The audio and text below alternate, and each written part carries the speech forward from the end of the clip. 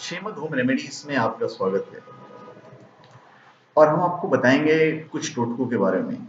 देखिए, जिंदगी में हर मनुष्य के जीवन में समस्याएं आती जाती रहती हैं।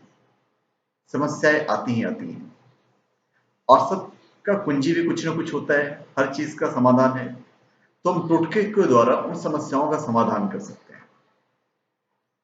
जीवन में जब तक समस्याएं रहेंगी, टोटकों का महत्व भी रहेगा।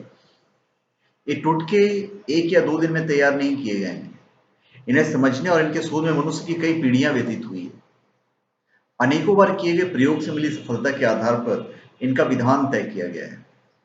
ये सिर्फ अंधविश्वास नहीं है, बल्कि रहस्य जगत की ऐसी कुंजी है जो हमारे जीवन की अनेक समस्याओं के तालों को आसानी से खोल देते हैं। इन पर विश्वास जरूरी है। विश्वास और श्रद्धा के साथ किए गए टोटके अच्छे परिणाम देते हैं। आइए हम आपको कुछ टोटके बताते हैं जो आपकी जिंदगी में उपयोगी होंगे। सबसे पहले हम आपको बताते हैं, हमारे जो देश है, हमारे देश का जो कर्णधार है वो है हमारे बच्चे, आज के स्टूडेंट्स। तो टोटका नंबर 1, अगर आपका बच्चा पढ़ाई में मन नहीं लगाता है या उसका मन पढ़ने में नहीं लगता है, तो आपको क्या करना चाहिए। आमतौर पर बच्चों का मन पढ़ाई की अपेक्षा खेल में ज्यादा लगता है। उनकी इस मनोवृत्ति को पढ़ाई की तरफ मोड़ने के लिए एक बहुत ही सरल उपाय है। पढ़ाई के कमरे में मां सरस्वती की एक तस्वीर लगाइए। पढ़ने बैठने से पूर्व उस तस्वीर के सामने गुलाब की 3 अगरबत्तियां जलाकर घुमाएं और मां से बच्चे का मन पढ़ाई में लगाने की प्रार्थना करें। उसका मन पढ़ाई में मन लगने लगेगा। और याद रखिए कि बच्चा जब भी पढ़े ना, उसकी जो चेहरा है, उसका जो दिशा है वो पूरब की तरफ होना चाहिए। पूरब की दिशा में मुंह करके बैठे तो अच्छा है। फिर टोटका नंबर 2 हम बीमारी के लिए आपको बताने जा रहे हैं। यदि कोई व्यक्ति गंभीर रूप से बीमार है, आप बीमार हैं, आपका कोई रिलेटिव बीमार है या दोस्त बीमार है और दवाई असर नहीं कर रहा है, तो मोती शंख लें और उसमें जल भरकर पूजा स्थान पर रख दीजिए। जो भी दवा चल रही है उसका सेवन इसी मोती शंख के जल के साथ कराएं, सुधार शुरू हो जाएगा। फिर हम आते हैं तीसरे टोटके पे। तीसरा टोटका है उच्च शिक्षा और कैरियर की प्रगति के लिए। अपने पास हमेशा चांदी का चौकोर टुकड़ा रखें आप।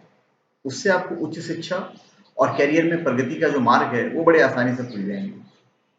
लाल कपड़े का बटुआ लीजिए और उसमें सौंफ भरकर बुधवार को तकिए के नीचे रखिए। रविवार के दिन सफेद या काले धागे में तांबे का सिक्का गले में धारण कीजिए और सूर्यास्त के बाद दूध पीने से परहेज कीजिए। प्रगति के मार्ग ऑटोमेटिक प्रशस्त होंगे।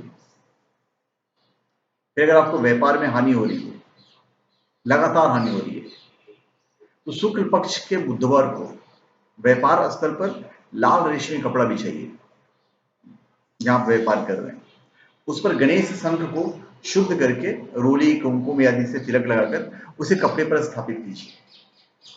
शंख में गाय का दूध और जल भर लीजिए। आप भरे हुए दूध जल के आधे भाग से आचमन करें और आधे भाग को व्यापार स्थल पर छिड़क दीजिए पूरे घर में और लड्डू का भोग लगाइए। कहा जाता है कि बंद हो चुके कल कारखाने भी इस टोटके से चलने लगते हैं।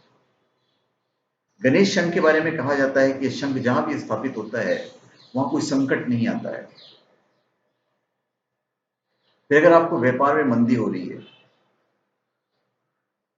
और ठीक से व्यापार आपका नहीं चल रहा है, तो जेब में चांदी का एक सिक्का हमेशा रखिए।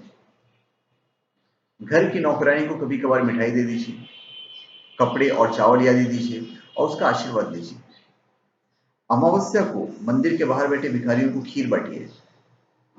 व्यापार की समस्या दूर हो जाएगी और व्यापार शीघ्र ही गति पकड़ लेगा। फिर है, अगर लड़के की शादी में विलंब हो रहा है,